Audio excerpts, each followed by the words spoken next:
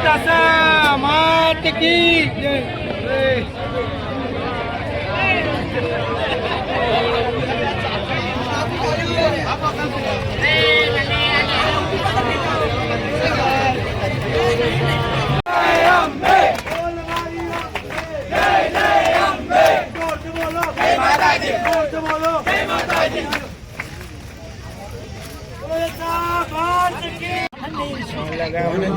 Number लो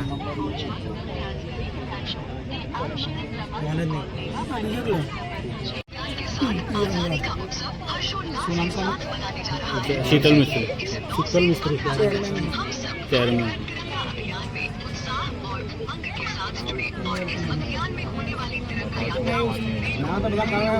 market में office में कर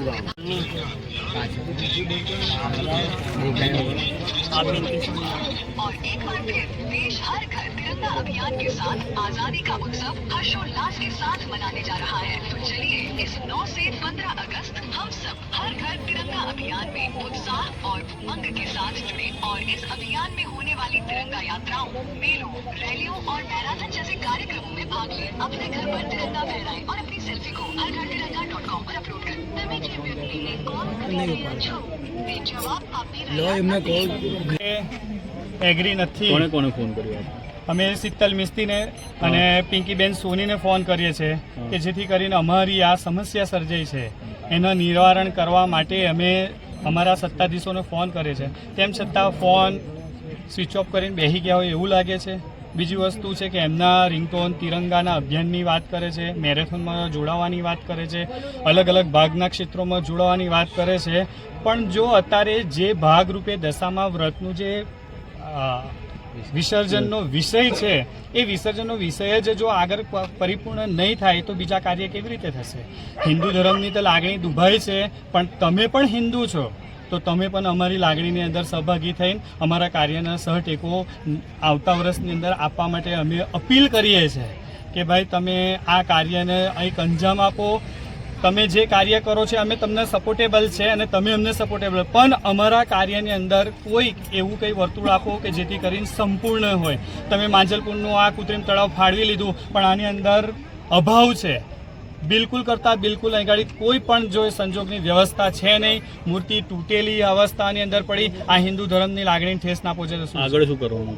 આગળ શું કરે? આ બીજી જગ્યાએ લઈ જશે, ત્યાં ટ્રાય કરીશું, ત્યાં ગાડી નહીં થાય તો પછી અમે આ રીતે ફરી પાછા અમે ન્યૂઝની અંદર અમે અપલોડ કરતા રહીશું અમારા। કારણ કે અત્યારે અમે 10 દિવસની સેવા અર્થને અમે 10 દિવસથી નકોરડા ઉપવાસ કરીએ છીએ।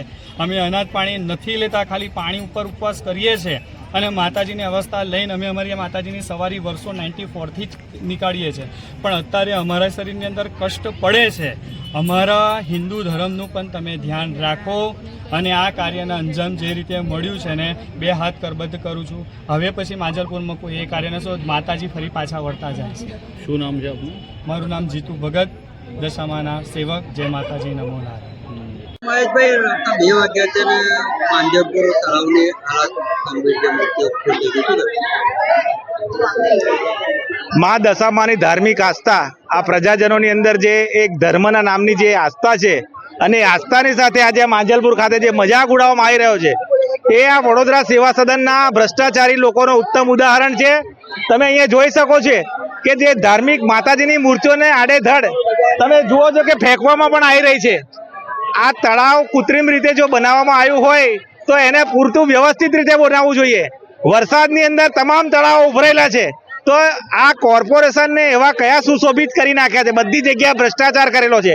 એ તળાવમાં પણ મૂર્તિનું વિસર્જન થઈ શકે છે, એ દંતેશ્વરનું તળાવ હોય તો તરસાલીનું તળાવ હોય, પણ માંજલપુરની અંદર આ કૃત્રિમ તળાવના નામે ભ્રષ્ટાચાર ઉભો કર્યો છે અને પ્રજાજનોની હાથે જે ધાર્મિક ચેડા જે કરી રહ્યા છે એ આ સત્તાધારી લોકો। આજે તમે જુઓ આટલા આખા એરિયાની અંદરથી 12 થી 15 કોર્પોરેટર અને ધારાસભ્ય પણ છે, પણ અહીંયા કોઈ પણ કોર્પોરેટર પણ હાજર નથી કે આ પ્રજાજન ધાર્મિક આસ્થા સાથે શું કરી રહેલા છે।